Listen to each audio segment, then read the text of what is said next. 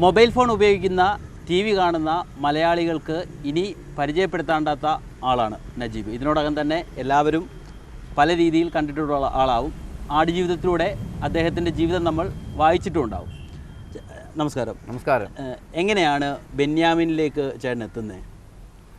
ഞാൻ ഈ ആടുജീവിതമൊക്കെ നയിച്ച് 2 വർഷം അവിടെ നിന്ന് ആടുജീവിതത്തിനെ പറ്റി ആ മരുഭൂമികൾ അനുഭവിച്ച് കഴിഞ്ഞിട്ട് നാട്ടിൽ വന്നു കഴിഞ്ഞിട്ട് 5 വർഷം ഞാൻ നാട്ടിൽ നിന്ന് ഒരു കുട്ടിയും കൂടെ ഒക്കെ ആയി.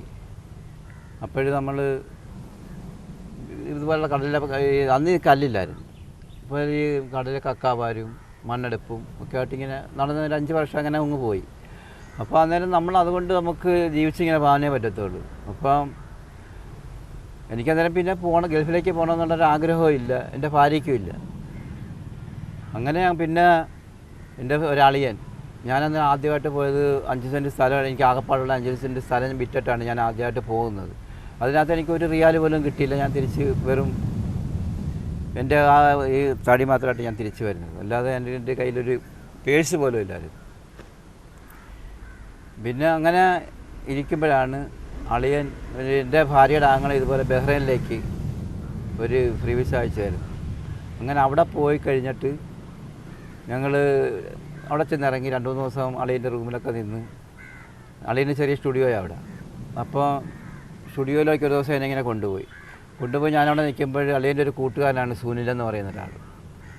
സുനിൽ അന്നേരം ആ സുനിലേട്ടൻ്റെ മാവേലിക്കരയുള്ള പുള്ളിയെടുത്ത് ഞാനിതുപോലെ ചോദിച്ചു, പുള്ളിയേട്ടാ ഞാനിപ്പോൾ നാട്ടിൽ നിന്ന് വന്നാൽ എനിക്കൊരു ജോലി വേണം, അത് എവിടെയെങ്കിലും ഒപ്പിച്ച് തരാൻ പറ്റുമെന്ന് ചോദിച്ചു. അന്നേരം സുനിലേട്ടൻ്റെ അടുക്ക പറഞ്ഞ് എൻ്റെ കയ്യിലോട്ട് ജോലി ഉണ്ടടാ, അത് നീ ചെയ്യത്തില്ലെന്ന് പറഞ്ഞു. അന്നേരം ഞാനെന്നേരം പറഞ്ഞു ഞാൻ ചെയ്ത പോലുള്ള ജോലി ലോകത്താരും ചെയ്ത് കാണത്തില്ലെന്ന് പറഞ്ഞു. അന്നേരം അതെന്താടാന്നൊക്കെ ചോദിച്ചു. ഇങ്ങനെ കഥ സുനിലേട്ടൻ്റെ അടുത്താണ് ആദ്യമായിട്ട് ഇങ്ങനെ കഥ പറയുന്നത്. പറഞ്ഞ് അന്നേരം തന്നെ അപ്പോൾ അങ്ങ് ഇമോഷനായിപ്പോയി സുനിലേട്ടൻ. അങ്ങനെയൊക്കെ ആയിരുന്നു സംഭവമില്ലേ. അന്നേരം എന്നാൽ ഒരു കാര്യം ഞാൻ 2-3 ദിവസത്തിനുള്ളിൽ ശരിയാക്കി തരാമെന്നൊക്കെ പറഞ്ഞു. അങ്ങനെ അവരൊക്കെ ജോലി ചെയ്യുന്നതെന്ന് പറഞ്ഞാൽ US നേവിക്കകത്ത്, ബഹ്റൈനിലെ US നേവി. അപ്പം പുള്ളി തന്നെ ഇതുപോലെ അവിടെ 2 ദിവസം ഇതെല്ലാം പാസ്സൊക്കെ റെഡിയാക്കി അവിടെ പണിക്ക് കൊണ്ടുപോയപ്പോൾ അവിടെ തന്നെയാണ് ബെന്യാമിനും ജോലി ചെയ്യുന്നത്. അവിടെ നമ്മളെല്ലാവരും ഒരിടത്ത് തന്നെ, ഇവർ കമ്പനി ഒരു US നേവി ആണെങ്കിലും 2 സ്ഥലത്ത് അവിടെ തന്നെ, അതിനകത്ത് തന്നെയാണ് പണി. അങ്ങനെ പിന്നെ ബെന്യാമിനുമായിട്ട് സുനിലേട്ടൻ എന്നെ പരിചയപ്പെടുത്തി തന്ന്. അങ്ങനെയാണ് ഈ കഥയുടെ എൻ്റെ അടുത്ത് ചെറുതായിട്ട് ചോദിക്കാൻ തുടങ്ങിയത്. ഒന്നിനെ ഒരു പ്രവാസിയുടെ കഥ എഴുതാൻ വേണ്ടി ബെന്യാമിൻ സാറിങ്ങനെ ഓടി നടക്കുക. അയാൾ വേറെ 6ാമത്തെ നോവലങ്ങണ്ട ഇത്, മറ്റേ 5 നോവൽ എഴുതിയിട്ടുണ്ട്. അങ്ങനെ പിന്നെ ഡെയിലി എൻ്റെ പുറകെ എനിക്കന്നേരം അവിടുത്തെ ഈ സ്ക്രാപ്പിൻ്റെ പണിയാണ്. സ്ക്രാപ്പ് എന്ന് പറഞ്ഞാൽ അലൂമിനിയനും ഈ പ്ലാസ്റ്റിക്കൊക്കെ അവിടെ നടന്നിങ്ങനെ US നേവിക്കകത്ത് ബിന്നുകളൊക്കെ ഇരിപ്പുണ്ട്, അതിനകത്ത് നിന്നൊക്കെ പിറക്കിയെടുക്കുന്ന ജോലികളാണ്.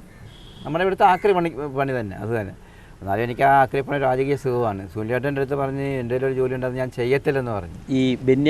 ഈ ചേട്ടൻ്റെ കഥ പലരോടും പറഞ്ഞിട്ടുണ്ടാവുമല്ലോ, അപ്പോൾ ഈ ബെന്യാമിനോട് പറഞ്ഞതുകൊണ്ടായിരിക്കില്ല ഇതൊരു വലിയ നോവലായത്? അതെ, ഞാൻ നാട്ടിൽ വന്നിട്ട് ഒരുപാട് പേരെടുത്ത് നമ്മുടെ ഇവിടുത്തെ ഉള്ള ചെറുപ്പക്കാരുടെ അടുത്തൊക്കെ ഞാൻ പറഞ്ഞിട്ടുള്ളതായിരുന്നു. അപ്പോൾ അവരിത് കേട്ടിങ്ങനെ ഇതായി അങ്ങ് പോകുമായിരുന്നു. ഈ കഥ ബെന്യാമിൻ സാറിൻ്റെ എഴുത്തുകാരനായതുകൊണ്ടാണ് ഈ കഥ ഇങ്ങനെ. പിന്നെ ഒരുപാട് നാൾ, ഒരു 5-8 മാസത്തിന് മേളിലെങ്കിലും എൻ്റെ പുറകെ നടന്നാണ്. രാവിലെ ഞാൻ ഈ പണിക്ക് പോകുമ്പോൾ എൻ്റെ കൂടെ ഇങ്ങനെ നടന്നാണ് ഈ കഥ എഴുതുന്നത്. അപ്പം ഈ കഥ ഇങ്ങനെ പറഞ്ഞു കൊടുക്കുമ്പോൾ അദ്ദേഹം ഈ നോവൽ എഴുതുക എന്നൊക്കെ പറയുമ്പോൾ ഈ പുസ്തകം ഇത്രയും വലിയ പ്രശസ്തമാവും എന്ന് കരുതിയിരുന്നോ? ഒരിക്കലും കരുതിയിരുന്നില്ല. കാരണം ഞാനിങ്ങനെ പറഞ്ഞു കൊടുത്ത് പുള്ളി എഴുതി ഇങ്ങനെ പോകുന്നു. പിന്നെ ഇത് പുസ്തകമാവുമോ എന്തോന്ന് എനിക്ക് പിന്നൊന്നും അതിനെപ്പറ്റി അറിയത്തില്ല. അങ്ങനെ പിന്നെ 2-3 വർഷങ്ങൾ കഴിഞ്ഞപ്പോഴാണ് ഈ പുസ്തകം ആദ്യമായിട്ട് പ്രകാശനം ചെയ്യുന്നത്.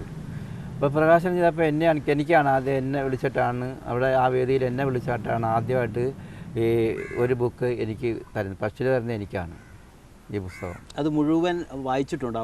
അത് കുറച്ച് അവിടെ വെച്ച് വായിച്ചു, പിന്നെ അത് മുഴുവൻ വായിച്ചു. അപ്പോഴത്തേക്കും എനിക്ക് ഭയങ്കര വിഷമമായിരുന്നു എഴുതി ഇത് വായിച്ചപ്പോഴൊക്കെ. ഈ മലയാളികൾക്കെല്ലാം ആടുജീവിതം വായിച്ച് നജീബിനെ അറിയും. ഇപ്പം പൃഥ്വിരാജൊക്കെ പോലൊക്കെ വലിയൊരു സെലിബ്രിറ്റി, എന്ത് തോന്നുന്നു ഇപ്പം? ഭയങ്കര സന്തോഷമാണ്. കാരണം എനിക്ക് ഈ നോവൽ കൊണ്ടാണ് ഇങ്ങനത്തെ ഇത്രയും വലിയ വലിയ ആൾക്കാരുടെ അടുത്ത് പോകാനും അവരുമായിട്ട് സഹകരിക്കാനും അവരുടെ നിന്ന് ഭക്ഷണം കഴിക്കാനും എനിക്ക് പറയാൻ പറ്റാത്ത രീതിയിലുള്ള സംഭവങ്ങളെല്ലാം സംഭവിച്ചേക്കും. ഇങ്ങനൊരു സിനിമയൊക്കെ ആവുമെന്ന് പ്രതീക്ഷിച്ചു. സിനിമയുടെ ഒരു ആദ്യത്തെ ഷോയൊക്കെ കണ്ടോ? സിനിമ കണ്ടോ? അത് പിന്നെ ഞാൻ പിന്നെ ഇങ്ങനെ ഇത് അന്ന് ഇതൊക്കെ തന്ന് ഒരു പുസ്തകം പ്രകാശനം ചെയ്ത് കിട്ടി, അത് വായിച്ച് ഇങ്ങനെ വെച്ചിട്ട് പിന്നെ അതിനെപ്പറ്റി ഒരു അനുഭവമില്ലാതെ കിടക്കുമല്ലായിരുന്നു. പിന്നെ കേരള സാഹിത്യ അക്കാദമി അവാർഡ് കിട്ടിയപ്പോഴാണ് പിന്നെ ജനങ്ങൾ മൊത്തം എന്നെ വിളിക്കുന്നതും അവരുമായിട്ട് പിന്നെ പല വീട്ടിലും അല്ലാതെ ഹോട്ടലിലും ഒക്കെ ഒരു പരിപാടിക്ക് ആൾക്കാരെന്നെയൊക്കെ വിളിച്ച് കൊണ്ടുപോയി ഭക്ഷണം ഒന്നിച്ച് കഴിക്കലും വലിയ VIP നമ്മുടെ ഇന്ത്യൻ എംബസിയിലെ ബഹ്റൈനിലെ അദ്ദേഹത്തിൻ്റെ വീട്ടിൽ ഒരു ദിവസത്തെ ഫുഡ് എനിക്കുണ്ടായിരുന്നു. ഈ ഇങ്ങനെ സിനിമയാകുമ്പം എന്താണ് ഒരു സന്തോഷമാണോ അതോ? സിനിമ ആകുമ്പോൾ എനിക്ക് വളരെ സന്തോഷമുണ്ട്. കാരണം എന്ന് പറഞ്ഞാൽ എൻ്റെ അവിടുത്തെ അനുഭവിച്ച കാര്യങ്ങൾ സൂപ്പർ സ്റ്റാർ നടൻ അഭിനയിച്ച് ലോകം മൊത്തം കാണിക്കാൻ പോവുകയാണ്. അപ്പോൾ അതിനകത്ത് നമുക്ക് വളരെയധികം സന്തോഷമുണ്ട്. ഈ അവർക്കൊക്കെ എങ്ങനെയായിരുന്നു ഈ അഭിനയിക്കാനൊക്കെ പൃഥ്വിരാജ് വന്ന് എന്തെങ്കിലും രീതിയിൽ സംസാരിക്കുമോ, ഒരു അനുഭവമൊക്കെ ചോദിക്കുകയൊക്കെ ചെയ്തിരുന്നോ? ഞാനും എന്നെ ഒരു ദിവസം പിന്നെ ബെന്യാമിൻ സാർ വിളിച്ചിട്ട് പറഞ്ഞു ഇതുപോലെ ബ്ലസ്സി സാറ് വിളിക്കുന്നുണ്ട്, അതുകൊണ്ട് നമുക്ക് കണ്ട കൂടെ അങ്ങോട്ടൊന്ന് ചെല്ലണമെന്ന് പറഞ്ഞു. അങ്ങനെ എന്നെയും കൊണ്ട് ഇവിടെ തിരുവല്ലായിൽ പോയി ഞങ്ങൾ ഇതിനെപ്പറ്റി എൻ്റെ അടുത്തെല്ലാം ചോദിച്ചെല്ലാം മനസ്സിലാക്കി ബ്ലസ്സി സാർ പോയി. അങ്ങനെ പിന്നെ 2 പ്രാവശ്യം ഞാൻ പോയിട്ടുണ്ട്. അത് കഴിഞ്ഞ് ലാസ്റ്റ് ഷൂട്ടിങ് കഴിഞ്ഞിരിക്കുമ്പോഴാണ് എന്നെ ഇതുപോലെ പൃഥ്വിരാജ് ആദ്യമായിട്ട് കാണുന്നത്. അങ്ങനെ കണ്ട് ഞങ്ങൾ രണ്ടുകൂടെ അന്നേരം പിന്നെ ബെന്യാമിൻ സാറ് പറഞ്ഞു ഇതുപോലെ പൃഥ്വിരാജ് ഇന്ന് കാണണമെന്ന് പറഞ്ഞിട്ടുണ്ട്, അതുകൊണ്ട് നമുക്ക് രണ്ടുകൂടെ പോകാമെന്ന് പറഞ്ഞ് ഞാൻ അങ്ങനെ പോയി. റാന്നി വെച്ചായിരുന്നു ഈ പരിപാടി. അങ്ങനെ പോയി പുള്ളി ഇങ്ങോട്ട് എൻ്റെ അടുത്തല്ലേ ഇങ്ങനെയൊക്കെ ആയിരുന്നു എന്നൊക്കെ ചോദിക്കുവാണ് ഓരോ കാര്യങ്ങൾ. അപ്പോൾ ഞാൻ പറഞ്ഞു എല്ലാം കറക്റ്റാണല്ലോ എന്നൊക്കെ പറഞ്ഞു. അന്നേരം ഇപ്പം ഇതിനകത്ത് കണ്ടപ്പോഴാണ് അതേ രീതിയിലുള്ള ആ അനുഭവം വെച്ചിട്ടുള്ള തന്നെയാണ് ആദ്യത്തെ രംഗങ്ങളൊക്കെ കാണുന്നത്. അത് കണ്ടപ്പോൾ എന്ത് തോന്നി? അത് ഞാൻ കരഞ്ഞു പോയി അവിടെ ഇരുന്നു ആദ്യമൊക്കെ ആ രംഗം കണ്ടപ്പോൾ. കാരണം പിന്നെ സ്റ്റേജിൽ 2 വാക്ക് സംസാരിക്കാൻ പോലെയുള്ള ഒരു ഇല്ലാതായി. ഈ എപ്പോഴെങ്കിലും ആ ഒരു ആടുജീവിതം അനുഭവിച്ച സ്ഥലത്ത് പോകണമെന്ന് പിന്നീട് തോന്നിയിട്ടുണ്ടോ? ഇല്ല, പിന്നെ തോന്നിയിട്ടില്ല. എനിക്ക് പിന്നെ എങ്ങോട്ടും പുറം ലോകത്തോട്ട് പിന്നെ പോകണമെന്നേ ഇല്ല. എന്തെങ്കിലും ചെയ്ത് എനിക്കൊരു ചെറിയൊരു 5 സെൻറ്റ് സ്ഥലവും ഒരു ചെറിയ വീടും ഉണ്ടായിരുന്നെങ്കിൽ ഞാൻ ഒരിക്കലും പോകത്തില്ല. അത് പിന്നെ ഇപ്പം ആ ഒരു സ്പോൺസറേയും പണ്ട് ആ ദുരിതം അനുഭവിപ്പിക്കാനിടയായ ആളുകളെയൊക്കെ കാണണമെന്ന് അവർ വിളിക്കുകയോ അങ്ങനെ എന്തെങ്കിലും ചെയ്തിട്ടുണ്ടോ? ഇല്ല, ഇത്രയും പ്രശസ്തനായെന്നൊക്കെ അവർ അറിഞ്ഞിട്ടുണ്ടോ? അവർക്ക് ഇതിപ്പോൾ പറഞ്ഞാൽ 30 വർഷത്തിന് ആയി ഇപ്പോൾ ഈ സംഭവം നടന്നിട്ട്. അപ്പോൾ അവരിപ്പോൾ ഉണ്ടോ ഇല്ലയോ എന്നൊന്നും നമുക്കറിയത്തില്ലല്ലോ.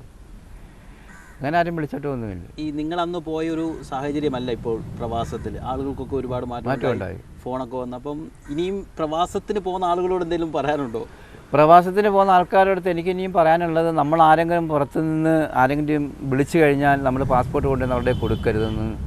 ഇപ്പോഴങ്ങനെ വരത്തില്ല. കാരണം എന്ന് പറഞ്ഞാൽ ഇപ്പം മൊബൈലുമായിട്ടാണ് നമ്മൾ നാട്ടിലേക്ക് അവിടോട്ട് പോകുന്നത് തന്നെ. അതുകൊണ്ട് പോകുന്നത് അതുപോലെ തന്നെയല്ല നമ്മളെ മീഡിയ വണ്ണും മറ്റവരും മറിച്ചവരും ഒക്കെ ഒരാളിന് എന്തെങ്കിലും സംഭവിച്ചു കഴിഞ്ഞാൽ അവരവിടെ എത്തിപ്പെട്ട് അവരെ രക്ഷപ്പെടുത്തുന്ന ഒരു പരിപാടിയെല്ലാം ഇപ്പോൾ ഉണ്ട്. അന്നൊരു മൊബൈലോ ഇല്ല, ഒരു ലെറ്റർ അടിക്കാനുള്ള ഇതൊന്നുമില്ല, ഒന്നുമില്ലാത്തൊരു സാഹചര്യമായിരുന്നു അന്നത്തത്. അങ്ങനെ അതുകൊണ്ടാണ് എനിക്കിങ്ങനെ സംഭവിക്കാനുള്ള കാരണം. അപ്പം ഈ ആടുജീവിതമാണോ അതോ ജീവിതം കുറേയൊക്കെ മെച്ചപ്പെട്ടോ? ഈ നോവലും സിനിമയൊക്കെ വന്നതുകൊണ്ട് എന്തെങ്കിലും പ്രയോജനം ചെയ്യാനുണ്ടായിട്ടുണ്ടോ? ഇപ്പം പ്രയോജനം ഉണ്ടായി വരുന്നുണ്ട്. കാരണം നമ്മളില്ലെന്ന് പറയാൻ പറ്റത്തില്ല. എനിക്ക് ഈ ബുക്ക് ബെന്യാമിൻ സാറാണെങ്കിലും ഒരു 1.5 രൂപയുടെ അടുത്ത് എനിക്ക് തന്നിട്ടുണ്ട്. എനിക്ക് തരുന്നതിൻ്റെ അകത്തൊന്നും ഒരു വിഷയമേ അല്ല. കാരണം പുറം ലോകം അറിയാൻ കാരണക്കാരനായ ബെന്യാമിനെ ഞാൻ ഒരിക്കലും മറക്കാൻ പറ്റത്തില്ല. അതാണ് എനിക്ക് എൻ്റെ പറ്റുക. അല്ലാതെ പൈസ തരുന്നത് അതൊരു വിഷയമേ അല്ല ഇവിടെ. ഇപ്പോൾ ആളുകളൊക്കെ ഈ റോഡുകളൊക്കെ പോകുമ്പോൾ തിരിച്ചറിയുകയും കൈ കാണിക്കുകയൊക്കെ ചെയ്യും. ആളുകൾ വിളിക്കുന്നതന്നെ ഒരു ദിവസം പോലും ഒരു കോളെങ്കിലും ചെയ്യാത്ത ഒരു ദിവസമില്ല. ആരെങ്കിലും കോഴിക്കോട്, മലപ്പുറം, തിരുവനന്തപുരം, കൊല്ലം അങ്ങനെ എല്ലാ രാജ്യത്തുനിന്നും ഇങ്ങനെ ഫോണിങ്ങനെ വന്നു ഒരു തിരക്കും സെലിബ്രിറ്റിയും ഒക്കെ ആയിട്ട്. ഇപ്പോൾ എനിക്ക് വീട്ടിൽ നിന്ന് എന്തെങ്കിലും വെച്ച് സാധനം മേടിച്ച് കൊടുക്കാൻ പോലും സമയമില്ല. കാരണം എന്ന് പറഞ്ഞാൽ രാവിലെ മുതൽ ആൾക്കാരിങ്ങനെ വന്നുകൊണ്ടിരിക്കും, ഇങ്ങനെ ഫോൺ ചെയ്തുകൊണ്ടിരിക്കും, അതിനോടൊക്കെ ഞാനൊന്നും പറയത്തില്ല. കാരണം എന്തെങ്കിലും പറഞ്ഞു പോയാൽ പിന്നെ അവർക്കതൊരു വിഷമമല്ല. അവർ വന്നിട്ട് നമ്മളൊന്നും പറഞ്ഞു കൊടുത്തില്ലെങ്കിൽ അതുകൊണ്ട് വരുന്നവർക്ക് എല്ലാവർക്കും എന്തെങ്കിലും 10 മിനിറ്റ് 5 മിനിറ്റ് എങ്കിലും പറയാതെ പോകത്തില്ല. വലിയ സന്തോഷമുണ്ട്. Thank you. Welcome sir.